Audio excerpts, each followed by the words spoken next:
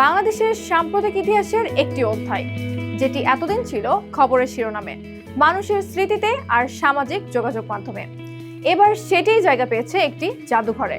আজ 6 আগস্ট থেকে সাধারণ দর্শনার্থীদের জন্য উন্মুক্ত হয়েছে জুলাই গণ অভ্যুত্থান স্মৃতি জাদুঘর।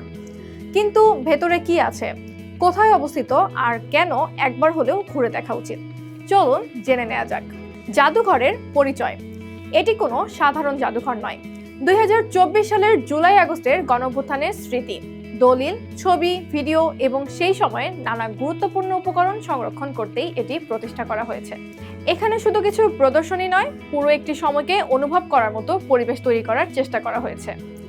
এটি কোথায় অবস্থিত? জাদুঘরটি আসলে রাজধানীর শেরেবাংলা নগরের গণভবন প্রাঙ্গণে অবস্থিত। যে স্থান একসময় ছিল প্রধানমন্ত্রীর সরকারি বাসভবন ও রাষ্ট্রীয় প্রশাসনের গুরুত্বপূর্ণ কেন্দ্র, সেটি এখন ইতিহাস সংরক্ষণের নতুন ঠিকানা। এখন প্রশ্ন, কি আছে ভেতরে? ভেতরে ঢুকলেই ধাপে ধাপে এগিয়ে যাবে ইতিহাসের গল্প। দেখতে পাবেন 2024 সালের আন্দোলনের বিভিন্ন সময়ের আলোকচিত্র, গুরুত্বপূর্ণ দলিল ও নথি, সেই সময়ের সংবাদপত্রের সংরক্ষিত প্রতিবেদন, আন্দোলনে অংশ নেওয়া মানুষের ব্যবহৃত বিভিন্ন সামগ্রী, ভিডিও ডকুমেন্টেশন, ডিজিটাল ও ইন্টারঅ্যাক্টিভ প্রদর্শনী, আরও রয়েছে স্মৃতিচারণ ভিত্তিক বিশেষ গ্যালারি। সবকিছু এমনভাবে সাজানো হয়েছে যাতে একজন দর্শনার্থী শুরু থেকে শেষ পর্যন্ত পুরো ঘটনা প্রবাহ ধারাবাহিকভাবে বুঝতে পারে।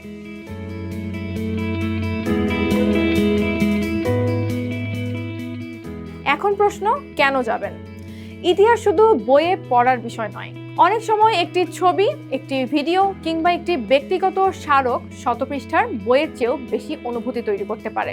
এই জাদুঘরের উদ্দেশ্য ঠিক সেটি, একটি গুরুত্বপূর্ণ সময়কে বাস্তব উপকরণ ও স্মৃতিচিহ্নের মাধ্যমে ভবিষ্যৎ প্রজন্মের কাছে সংরক্ষণ করা। এখন প্রশ্ন, কখন যাবেন জাদুঘরে? জাদুঘর খোলা থাকে প্রতিদিন সকাল 11টা থেকে বিকেল 5:30 পর্যন্ত। প্রবেশ মূল্য প্রাপ্তবয়স্কদের জন্য 50 টাকা আর শিশুদের জন্য 25 টাকা। অনলাইন অথবা অফলাইন দুইভাবে টিকিট সংগ্রহ করা যাবে। দর্শনার্থীদের সুবিধার জন্য সময়ভিত্তিক অনলাইন স্লট বুকিং ব্যবস্থাও রয়েছে।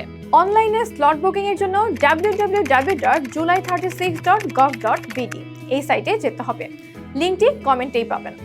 আপনি যদি শিক্ষার্থী হন, যদি হন গবেষক, সাংবাদিক, ইতিহাস প্রেমী অথবা শুধু জানতে চান বাংলাদেশের সাম্প্রতিক একটি গুরুত্বপূর্ণ অধ্যায়ের কথা, তাহলে এই জাদুঘর আপনার জন্য।